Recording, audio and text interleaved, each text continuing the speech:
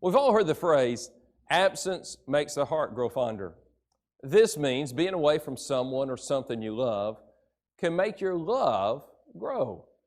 But I believe we've all experienced that at times absence can make you forget or lose a desire. Growing up in Alabama, one of my favorite potato chips was the Golden Flake Mesquite Barbecue. While we lived in Illinois, we couldn't find these potato chips in the store. So for years, I didn't have them. One day, a friend of mine reminded me about these chips, and I began to think about how much I liked those chips. I hadn't thought about them for years. I'd forgotten about them. So the next time we went to Alabama, we stocked up on them.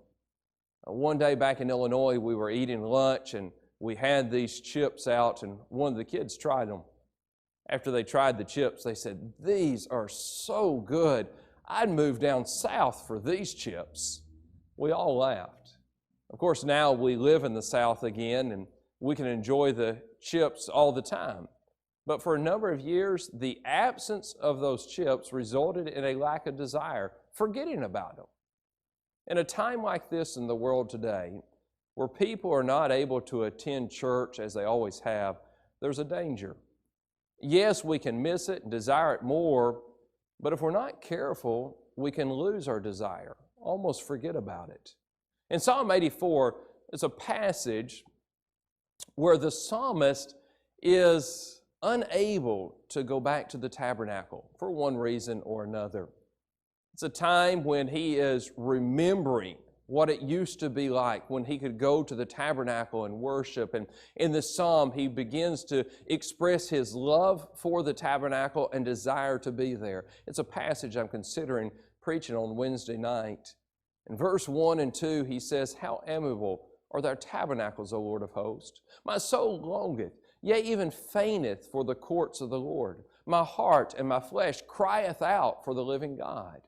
He's saying, I desire to be able to be in the tabernacle and to worship God.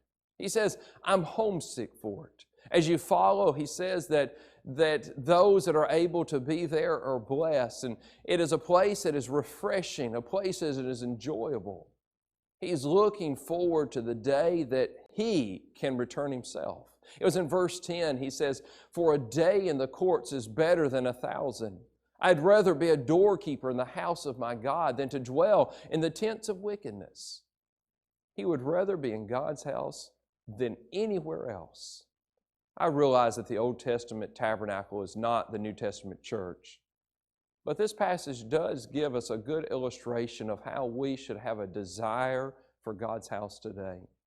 The church is God's plan for Christians today. And when we're unable to be here, we must make certain that we don't allow ourselves to forget or lose our desire for God's church. We must make certain that we maintain our love and desire for it. In a short time, churches will begin to meet again. Some will be able to return right away, but others may not be able to return right away.